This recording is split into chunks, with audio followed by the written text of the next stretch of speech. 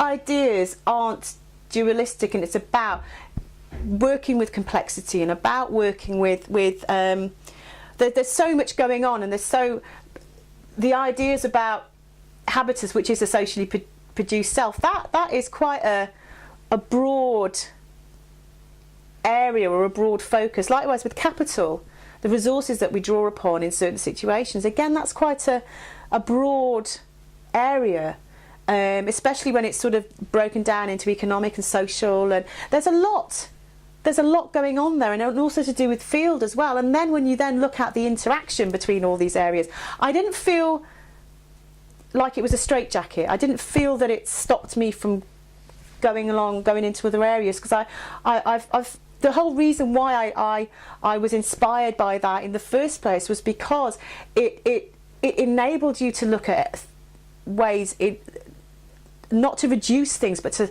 make things, to look at the complexity of things, to look at the complexity of people's relationships with themselves, with institutions, with society. So I didn't feel it was a straitjacket, but I suppose there's those arguments about grounded theory and letting it come from, don't come with any preconceptions, let it come from the actual words and the ideas. But because there was that idea about policy and society and discourse analysis, people are affected by that, whether or not they actually can articulate the effects of it, if you see what I mean. They don't necessarily need to know about it to be I mean, I suppose it's the agency and structure sort of idea, isn't it? You can be potentially affected by the way that society positions you as a woman or as a man or as a young person, but you might not necessarily be able to articulate that or possibly see that as a reason for why this happened or how. So I can see the arguments for the total sort of grounding of the theory and the ideas in the words, but I was wary of people aren't only what they know necessarily about their position and about what their experiences. So for me, the theoretical underpinning,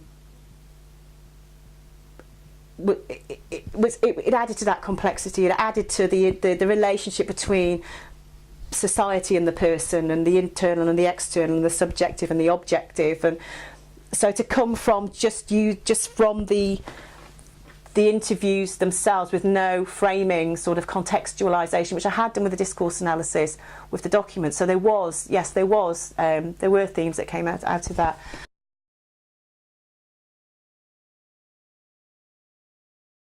Yes, I did go back to NVivo because I knew I had it marked up, and I knew that I could go. I knew I could go. Oh well, that interview. I know that Bianca talked about this, and I know that I wanted to sort of bring that in. So yes, definitely in the writing up process. In some ways, it was more useful for the writing up process to be using NVivo than anyway. I did go back to it, because I knew it was like having a massive filing cabinet. I could immediately go, oh, that's there, and I can bring these together, and I can highlight that, and I've already highlighted this area anyway. So yeah, definitely, it did help definitely helped in the writing up process.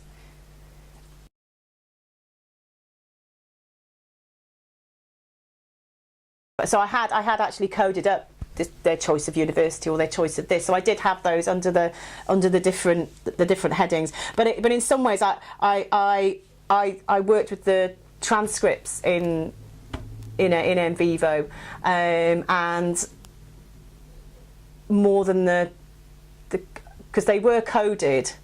But I worked with I had a lot of transcripts open, and I was moving between the transcripts and copying and pasting, and so it was useful from that respect, just to have that it already sort of highlight. But I know what you're saying about, well, you didn't have the choices bit, you didn't have the struggles and the positions, you didn't have it very neatly sort of set out. Is that what you're saying? So how did you know how to find it? Well, it was here. It was here.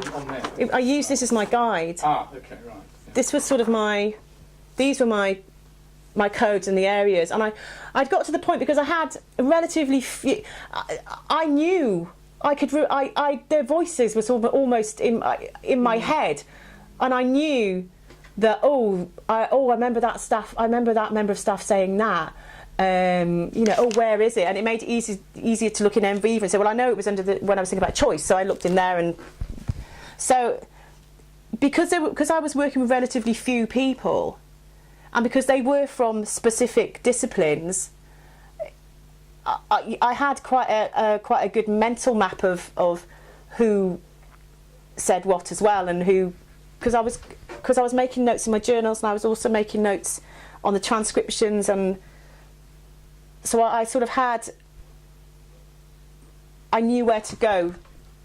I think you said it earlier when you talked about emotion and how you then interpreted what they were saying, defined it as a form of emotion, and put the interpretation onto your 3 themes was struggle. It's about going through the codes and saying, well, I've got that coded as a particular thing, but actually what it really means in my interpretation with my using a more analytic approach.